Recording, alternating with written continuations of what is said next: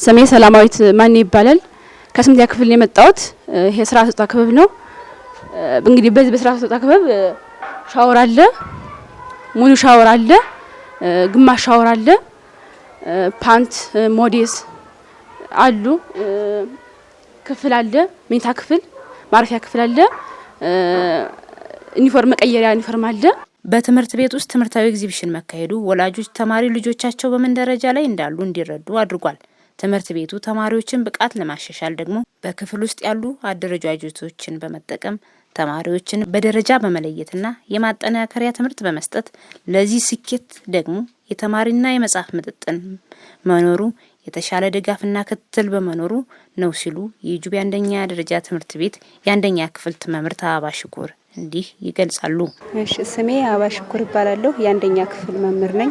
አው ይሄ ማካሄዳችን ለትምህርት ቤቱም ለተማሪዎች በተለይ ወላጆች በቃ ያዩት ነገር ጥሩ ነገር ነው። ወላጆች ተደስተው ሄደዋል። ጥሩ ነገር አይተናል። በመጀመሪያ ክፍል ውስጥ ያሉ አደረጃጆች ናቸው ይሄን ሊለውጡልን የቻሉ። በቃ እያንዳንዳቸው ከመስከረም ጀምሮ ተማሪዎች ሲመጡ መስፈርት አውጥተን ምን ደረጃ ላይ ነው ያሉ ምናልባት ከኬጂ የመጡ አሉ ከአካባቢያቸው ይዘውት የመጡት ልምድ አለ ያንን ለመለየት እያንዳንዳቸውን ተማሪዎች የፈተሽንበት ሁኔታ አለ። በዛ መሰረት አደረጃጆቹን ከሰራን በኋላ ቀጥታ ለይተን በሶስት መንገድ ከፍተኛ መካከለኛ ዝቅተኞችን በቅዳሜ እንደገና በተቃራኒ ፈረቃ እየጠራን የምናግዝበት ሁኔታ አለ ሁሌም እና አደረጃጀቱ ሁሉም ክፍል የሰፋ ነው። ፎረም አለን እቅድ አለን በእቅድ ውይይት እናደርጋለን ወላጅ እንጠራለን ከወላጁ ጋር እንመካከራለን ያለውን ችግር ቀጥታ ግልጽ አድርገው ወላጆች ይነግሩናል። በዛ መሰረት እዚህ ደረጃ ደርሰናል።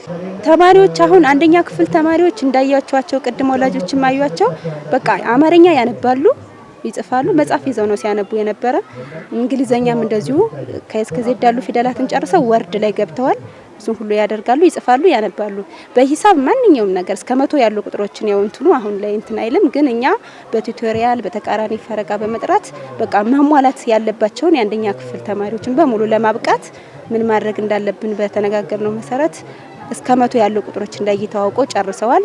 ስሌት እያሰሉ ነበር መደመር መቀነስ ማባዛት ማካፈል ማስላት ይችላል እና ሙሉ ለሙሉ ያወቁበት ሁኔታ አለ። እኔ ባይለሁበት ክፍል ላይ 100% የደረሱበት መርጃ መሳሪያ ክፍሎች ሞዴል የሆኑበት ሁኔታ አለ። በጋራ ነው የምንሰራው በፎረሙ መሰረት ነው የምንሰራ። እንደገና ክፍል ውስጥ ፍለሽ ካርዶች በከለር ነው የምንጠቀም ተማሪዎችን እንዲስቡ ከለር እየተጠቀምን በመርጃ መሳሪያ እያንዳንዷ ትምህርት በመርጃ መሳሪያ የተደገፈ አለ። ክፍል ውስጥ ተማሪዎች ጋር የያዙት መርጃ መሳሪያ አለ። ለምሳሌ ቁጥሮች እስከ 100 ቁጥር ይዘዋል የሂሳብ ስሌቶች ይዘዋል የማወዳደሪያ ምልክቶች ይዘዋል ያችን መዝሙር እያንዳንዳቸው መዝሙር አላቸው በመዝሙር ነው እንትን የሚሉና ሁሌም ክፍል ውስጥ መምህሩ ሲገባ ካለ መርጃ መሳሪያ አይገባምና ዋናው ለዚህም ደረጃ ያበቃን መርጃ መሳሪያ መጠቀም መጽሐፍ ተመጣጣኝ ነው። አሁን ባለው እንትን ላይ ሁሉም መጽሐፍ ደርሶታል ሁሉም ነገር ተጠቅምተን ነው ሙሉ ነው ያው በዚህ አመት የተሻለ ነው በቃ እየመጡ ክትትል ያደርጋሉ። ክፍል ውስጥም አሁንኛ እነዚህ ተማሪዎች እዚህ ከመድረሳቸው በፊት 4-5 ባለሙያ እየመጣ ቼክ ያደረገበት ሁኔታ አለ።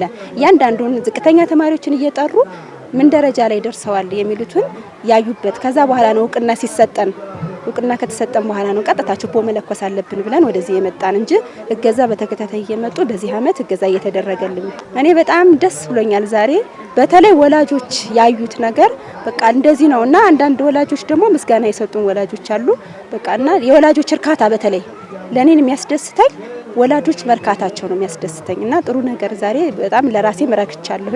ጥሩ ነገር ነው። በቀጣይ አሁን ዛሬ ከታየው እንትን ሁሉም ሌሎችም እንደዚሁ ይሄን ልምድ ወስደው ሌሎች ትምህርት ቤቶችም ይሄን ልምድ ወስደው ምንም ነገር ቢሆን ማብቃት ይቻላል። በቃ አምሯችንን አሳምነን ማብቃት እንችላለን እና ከዚህ ልምድ መውሰድ ይችላል ሁሉ